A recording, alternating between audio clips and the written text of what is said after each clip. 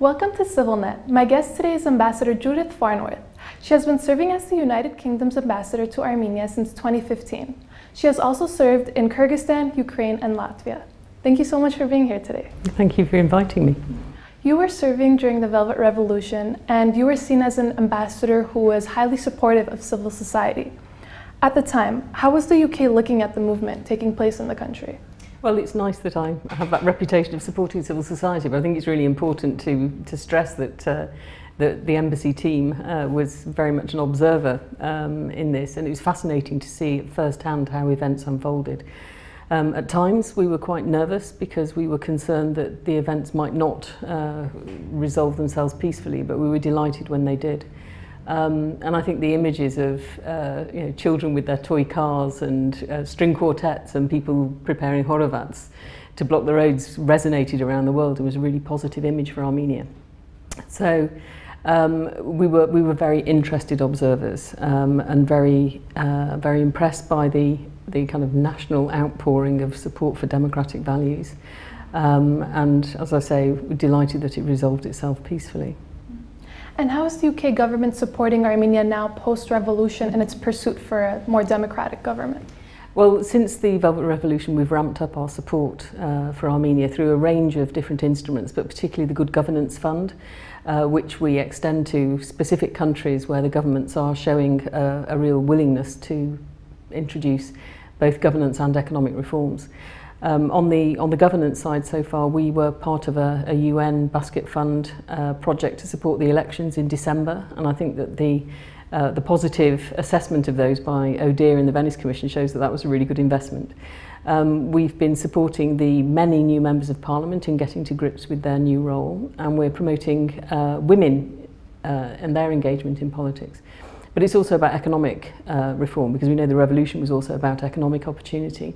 So we are again helping women in entrepreneurship, helping the government of Armenia to develop its investment promotion capacity through economic diplomacy. And we're also working on helping the education system and the job market match each other better. So we're doing a great deal.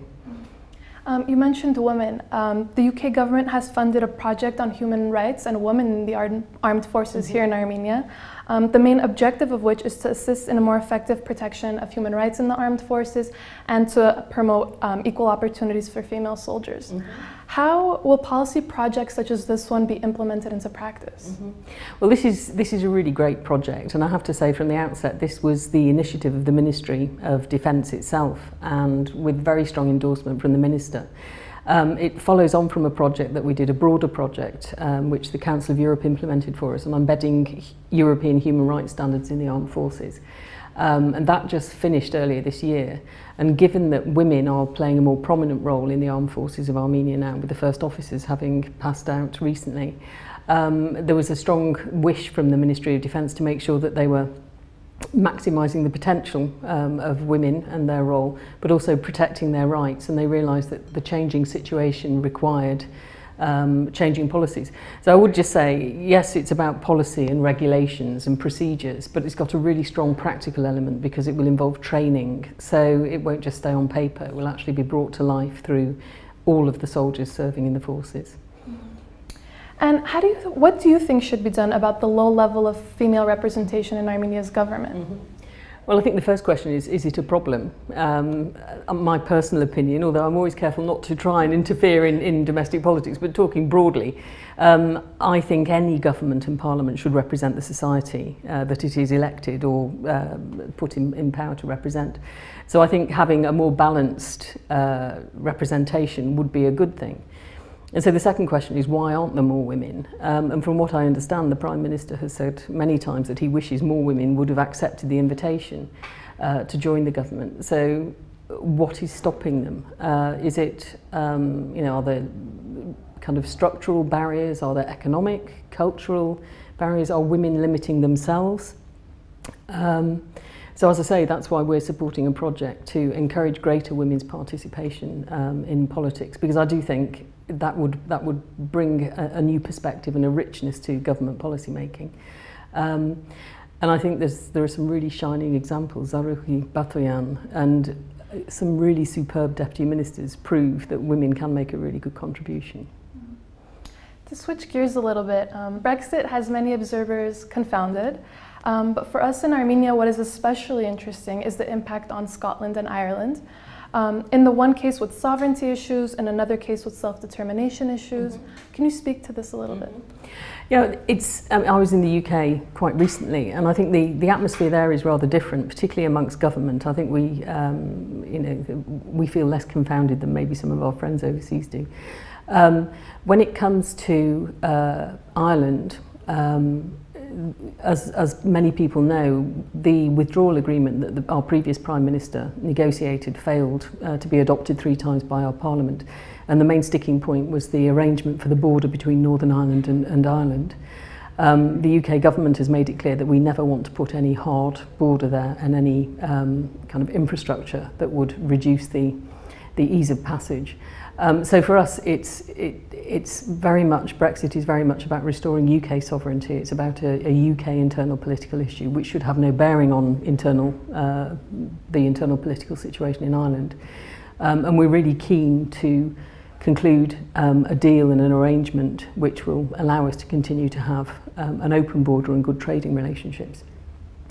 And when it comes to self-determination and sovereignty, I think the new Prime Minister has made it very clear that he sees the best way of strengthening the United Kingdom and the cohesion of the United Kingdom is in delivering what the people wanted when they voted to leave the European Union, which, as I say, was the restoration of UK sovereignty. And I think the fact that he travelled to Manchester, my hometown, Northern Ireland, Scotland and Wales in his very first week in his new job as Prime Minister shows that he really is, and the government is really committed to shoring up the Union.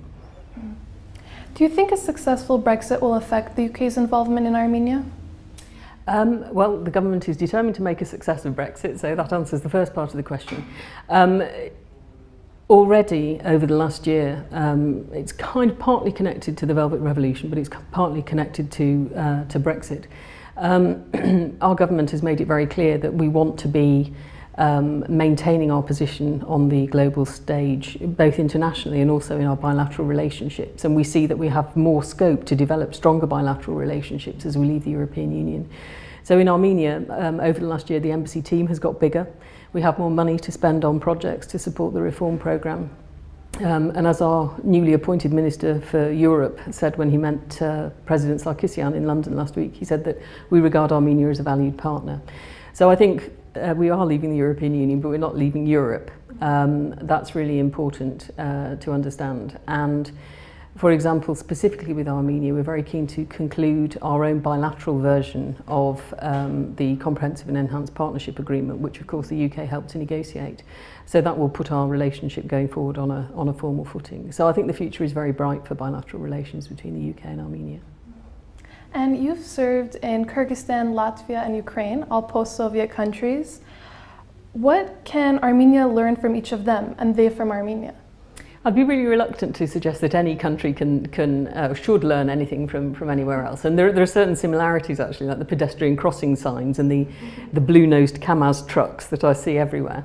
I mean, each country has its own, its own history, its own religious foundation, its own identity, its own language. But of course, each of them has chosen a democratic path, wants to support embedding the rule of law, wants to play a role on the international stage responsibly. So I think we have different partnerships with each depending on their needs, their security considerations, economic potential. But I think, it's really important that each develops as it wishes to, and we will tailor our relationship with each accordingly. And lastly, what would you like people in Armenia to know about the work the British Embassy does here? I'm so proud of the embassy team, I have to say. It's grown quite a lot over my time here. As I say, we have more programmes and more money to spend supporting the government, parliament, civil society and media of Armenia. We are very proud of our scholarship programmes and we're just about to send 8 Armenians off to study for master's degrees in the UK. You know, we are really passionate about what we do. We feel very proud to have the opportunity to be on the front line of developing the relationship with a country that we care about a great deal.